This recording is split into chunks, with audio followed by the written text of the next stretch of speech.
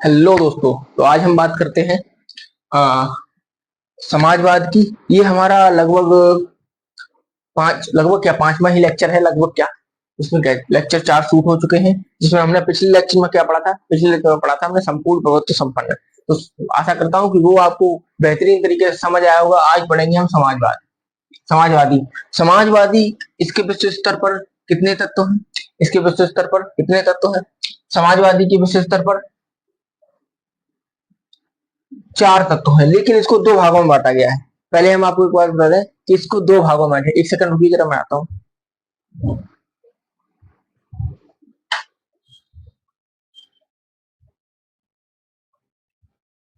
इसको विश्व स्तर पर 4 भागों में बांटा गया है। इसके 4 तत्व हैं। विश्व स्तर पर 4 तत्व हैं। वैसे इसे 2 भागों में बांटा गया है। कौन कौन से? एक तो है साम्यवाद या मार्क्सवाद या लोकतांत्रिक समाजवाद। ठीक है। इसके प्रतिपादक प्रतिपाद प्रतिपादन किसने किया है? कार्ल मार्क्स ने इसका प्रतिपादन किया है। कार्ल मार्क्स द्वारा प्रतिपादित है। कौन सा? साम्यवाद या मार्क्सवाद। इसका मतलब यह है कि क्रांति। ठीक है। पहले हम इसके तत्व समझ लें। तत्व मैंने बताया नहीं आपको, मतलब लिखा तो है ही वैसे। संपत्ति का समाजीकरण, समानता, मजदूर व वंचित वर्गों का कल्याण और शोषण की समाप्ति। ये 4 चीजें जो हैं, ये 4 चीजें जो हैं आपको, ये 4 समाजवाद के तत्व हैं विश्व स्तर पर। वही अगर लोकतांत्रिक समाजवाद के तत्वों की बात करें तो वहां पे मतलब तत्व तो यही है। लोकतंत्र के समाजवाद का तरीका ये है, इसका तरीका सेम है। ठीक है। चलो उसकी बात करते हैं। अब बात करें हम समाजवाद की। समाजवाद पूंजीवाद और जमींदारी का विरोधी है।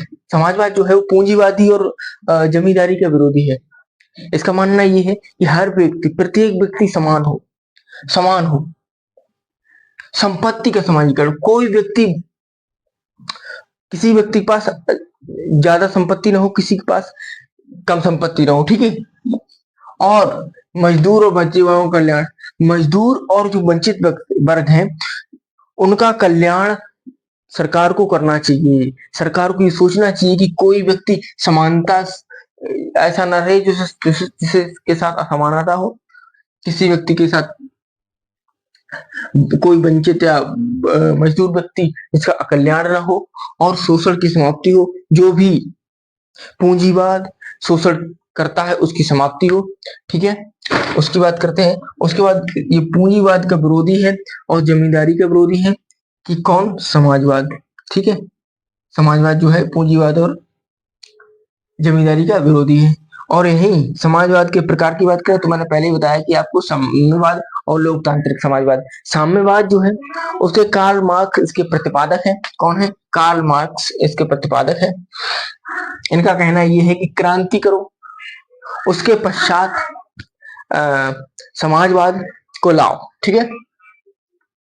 एक बात ध्यान रखना, क्रांति हमेशा हिंसा को जन्म देती है। यहाँ एक लिख लीजिए पॉइंट, क्रांति हिंसा को जन्म देती है। यहाँ पे आप लिख लीजिए।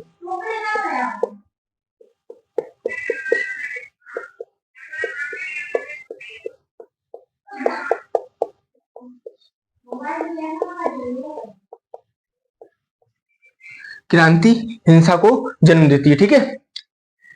क्रांति सदैव हिंसा को जन्म देती है।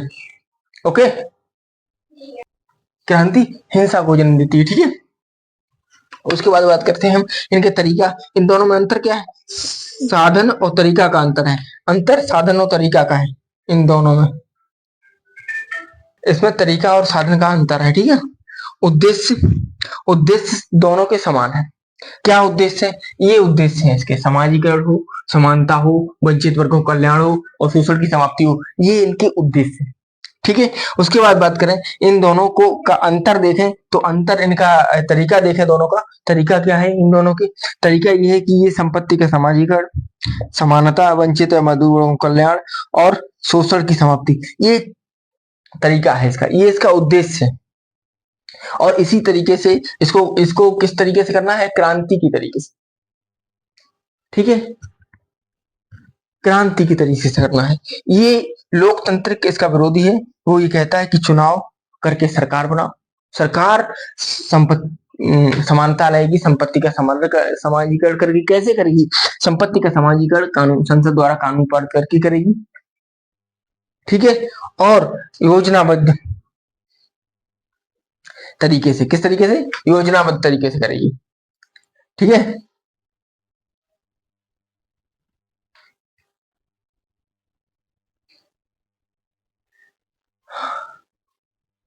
चलिए अब ये ये तो आप नोट कर लीजिए। और भारत में एक बात और ध्यान रखना इसके इसके जवाहरलाल नेहरू, पंडित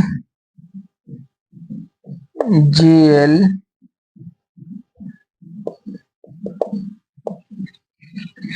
नेहरू इसके समर्थक हैं, ठीक है। इसके समर्थक कौन है? पंडित JL नेहरू। और इसके समर्थक कार्ल मार्क्स है, ठीक है। और अब बात करते हैं, क्वेश्चन ये निकलता है कि भारतीय समाजवाद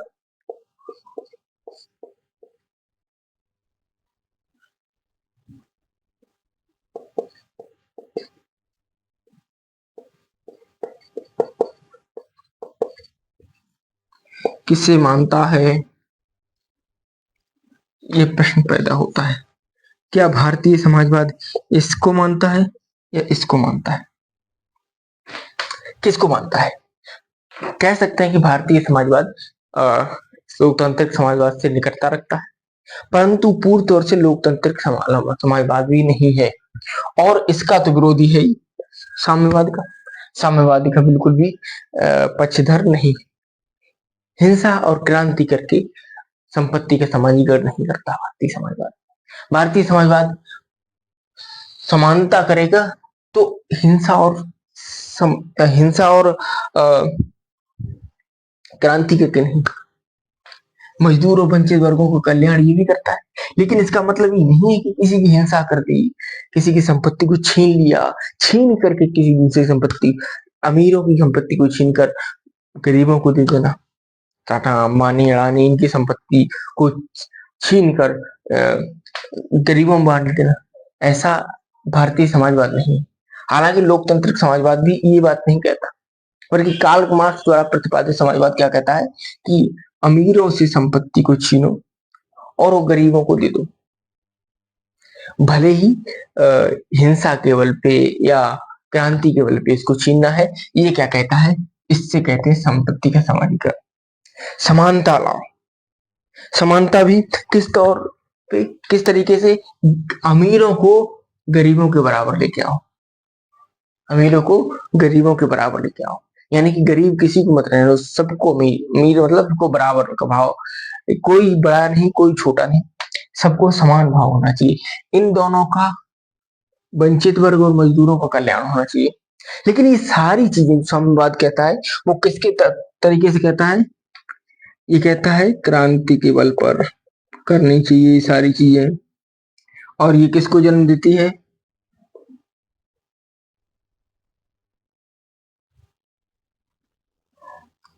ये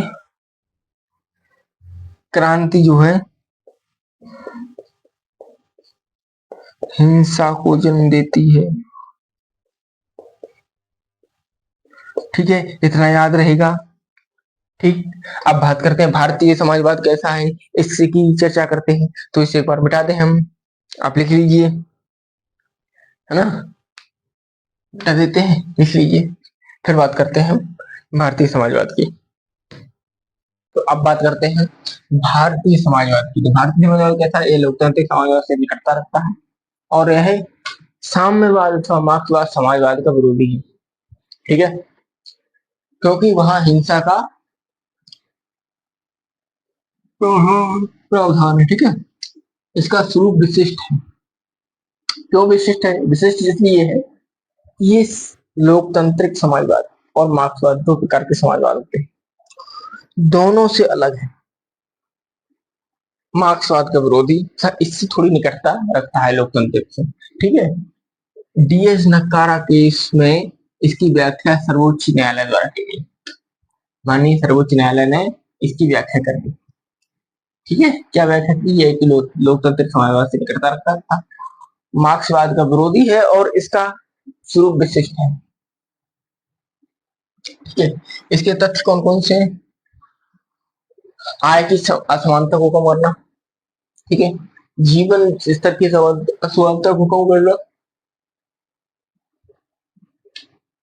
मजदूर व वंचित वर्गों का कल्याण, शोषण का को समाप्त करना। ठीक है, तो ये तो हो गए हैं भारतीय समाजवाद के तत्व। वैश्विक स्तर पर समाजवाद के तत्व वैसे क्या क्या है? संपत्ति का समाजीकरण, समानता, मजदूर व वंचित वर्गों का कल्याण और शोषण की समाप्ति। ये चार वैश्विक स्तर पर है। भारतीय समाजवाद थोड़ा अलग है।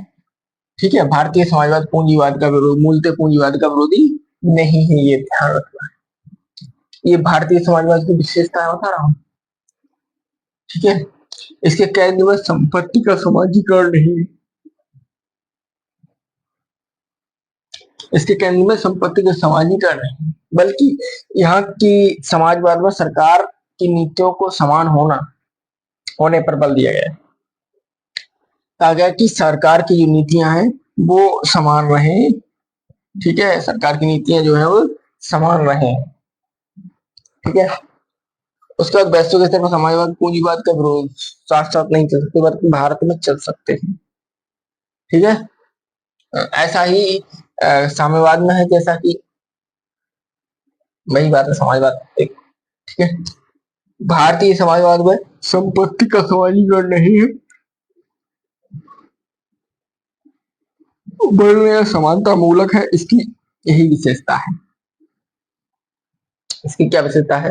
यहाँ संपत्ति का समाजीकरण नहीं है, निजीकरण नहीं है। ठीक है,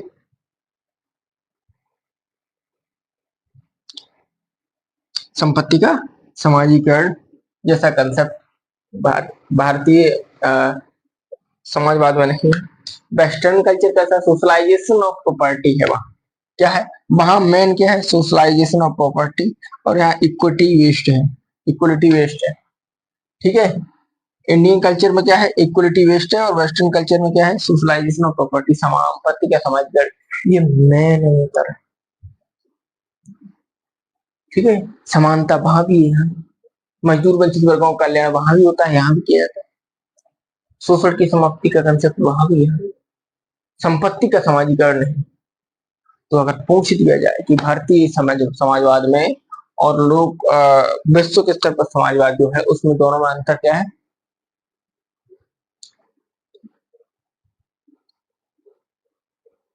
क्या उत्तर देंगे आप? संपत्ति का समाजीकरण, सोशलाइजेशन ऑफ प्रॉपर्टी भारतीय समाजवाद में नहीं, इसमें उसका कोई कंसेप्ट नहीं। यहाँ सिर्फ इक्वलिटी बेस्ड है। ठीक है, इसके भारतीय समाजवाद के अगर तथ्य देखने को आ जाए तो क्या क्या लिखेंगे आप? जीवन स्तर की समानता को कम करना, आय की असमानता को कम करना, जीवन स्तर की समानता को कम करना। ठीक है, और वहां समानता दीजिए। ठीक है, तो मेन क्या है? ये चीजें याद रख लीजिए। बाकी अगर मेंस में आ जाता है तो बहुत ज्यादा है नहीं। जिस तरीके से मैं पढ़ा रहा हूँ वो बहुत टफ तरीका नहीं है। यहाँ का कंटेंट जो आपको मिलने वाला बहुत उपयोगी रहने वाला है, बहुत। It's most important thing, content हमारा बहुत अच्छा है। ठीक है, तो आप इसको नोट डाउन कर लीजिए। मैं तब तक इसको क्या ये फास्ट क्लियर है। चलिए, इसके बाद नेक्स्ट लेक्चर में हम पढ़ेंगे पंथ एंड पिच, और पंथ एंड पिच, धर्म एंड पिच में अंतर क्या है। ठीक, कुछ लोग पंथ एंड पिच धर्म एंड पिच एक ही समझते हैं, उन चीजों को क्लियर करेंगे। पंथ एंड पिच, उसके बाद लोकतंत्र को भी पढ़ेंगे। बड़े टॉपिक, पंथ एंड पिच है, लोकतंत्र है, और भी न्याय से संबंधित चीजें हैं। हालांकि जो आएगा वो समझाते चले जाएंगे, आप इसको नोट डाउन कर लीजिए। ठीक है, उसके बाद हम मिलते हैं नेक्स्ट लेक्चर में। तब तक के लिए good bye, see you in the next lecture. Okay, देखते रहिए टारगेट वाला, और टारगेट वाला को शेयर सब्सक्राइब और बेल शेयर करें, सब्सक्राइब करें, और बेल आइकन को दबाना न भूलें। ठीक है, और शुरू शुरू में क्या है कि चैनल ऊपर नहीं आता है तो आप जब सर्च करें, सर्च की जरूरत नहीं पड़ेगी, वैसे लिख देता हूं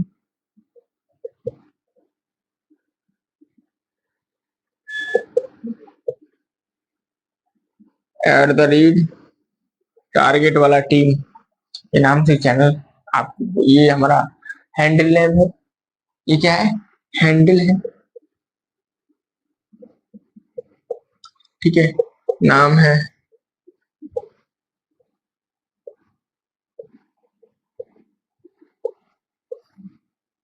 इसको सब्सक्राइब करना ना भूलें, बहुत जरूरी, ठीक है। चलिए, बीच में स्पेस है यहाँ पे, ठीक है, बीच में स्पेस। चलो,